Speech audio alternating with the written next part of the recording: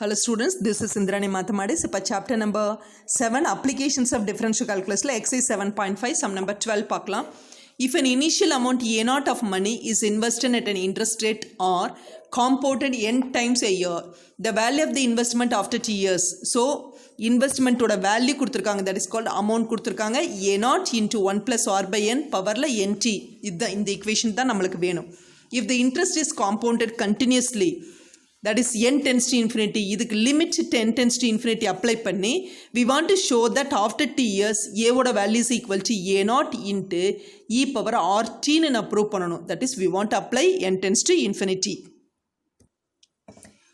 So what is here given is the amount after t years is a ங்கிறது கொடுத்திருக்காங்க.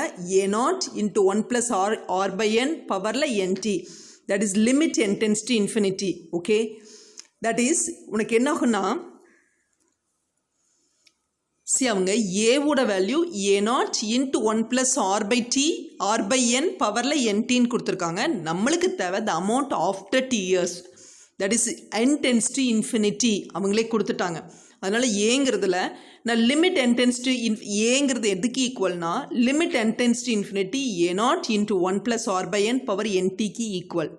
So இப்போ இதனோட value கண்டுபிடிச்சோம்னா சரி, தட்ஸ் ஆல். ஓகே, என்னுக்கு இன்ஃபினிட்டி போடுறோம்.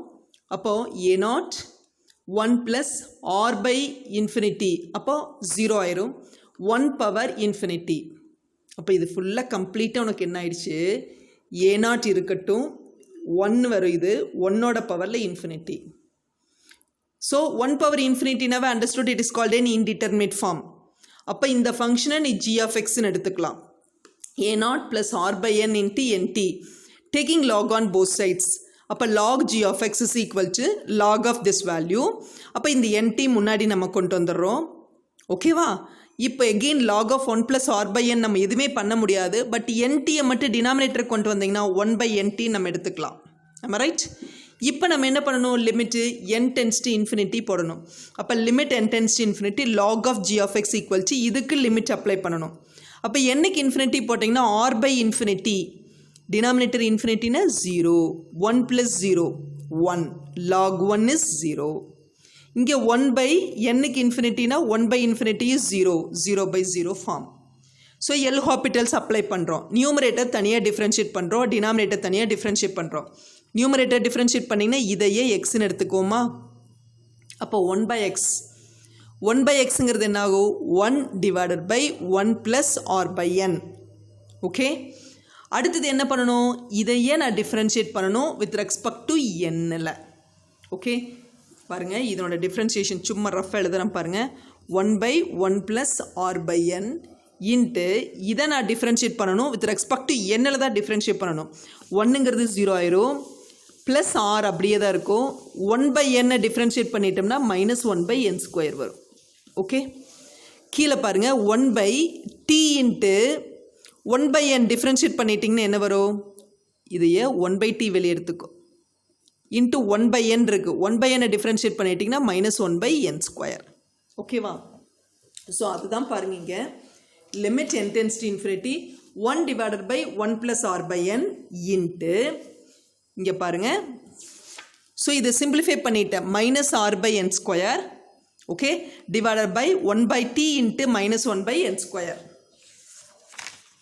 ஓகேவா?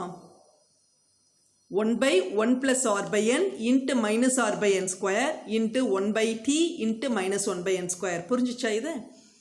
இப்போ limit n tends to infinity, இதை சிம்பிளிஃபை பண்ணி இது அப்படியே இருக்கும், -r by n square. இது என்ன ஆயிரும், -1 by t n square தலைகீழாக கொண்டதில் ரெசிப்ரோக்கல் மேலே வரும்போது -n square t by 1 ஆகும்.